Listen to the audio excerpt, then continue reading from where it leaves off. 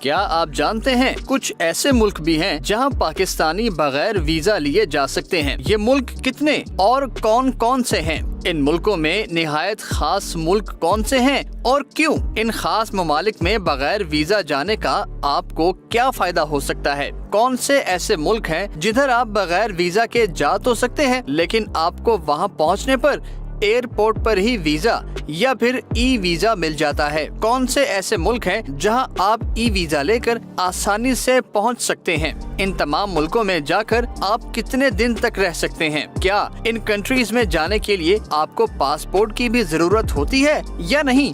اور e visa کیا ہوتا ہے؟ ان اہم سوالوں کے جواب اس ویڈیو میں حاضر ہیں۔ ویورز، سب سے پہلے تو یہ جان لیں کہ آپ کو ملک سے باہر جانے کے لیے ویزا کی ضرورت ہو یا نہ، پاسپورٹ کی ضرورت ضرور ہوتی ہے۔ یعنی آپ ملک سے باہر بغیر پاسپورٹ کے سفر نہیں کر سکتے۔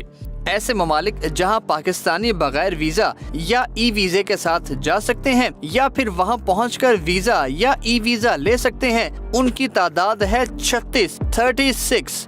مگر پہلے بات ان ملکوں کی جو پاکستانیوں کے لیے 100% ویزا فری ہیں۔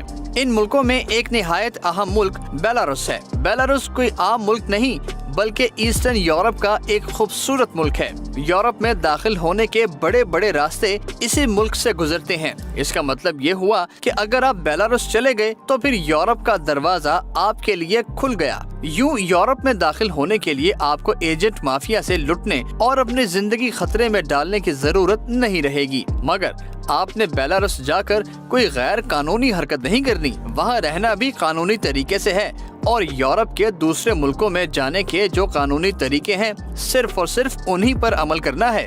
ویسے بیلاروس کے لیے ویزا کی تو کوئی ضرورت نہیں، لیکن یہاں جانے کے لیے آپ کا 10,000 یورو کا میڈیکل کور ہونا ضروری ہے۔ اور ہاں، بیلاروس میں آپ بغیر ویزا کے انٹر ہو کر وہاں 30 دن تک رہ سکتے ہیں۔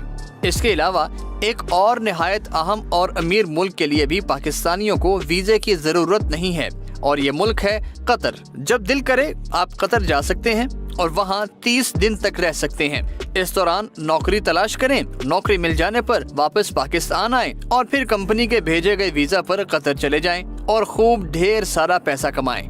یہ تو ہوئی بات بیلاروس اور قطر کی۔ ان دونوں کے علاوہ 7 ممالک اور بھی ہیں جہاں جانے کے لیے پاکستانیوں کو ویزا کی بالکل ضرورت نہیں۔ ان ممالک کا ہم آپ کو آگے چل کر بتائیں گے، اس لیے ویڈیو اینڈ تک ضرور دیکھیں۔ پہلے ذرا بات ہو جائے ان ملکوں کی جہاں پاکستانی ای ویزا لے کر جا سکتے ہیں۔ ان ملکوں کی تعداد ہے 10۔ ان میں اہم ترین کنٹریز ہیں ترکی، ملیشیا اور آذربائیجان۔ اور ذرا یہ بھی جان لیں کہ ای ویزا کیا ہوتا ہے۔ ای ویزا سے مراد وہ ویزا ہوتا ہے جو آپ کو انٹرنیٹ کے ذریعے ملتا ہے۔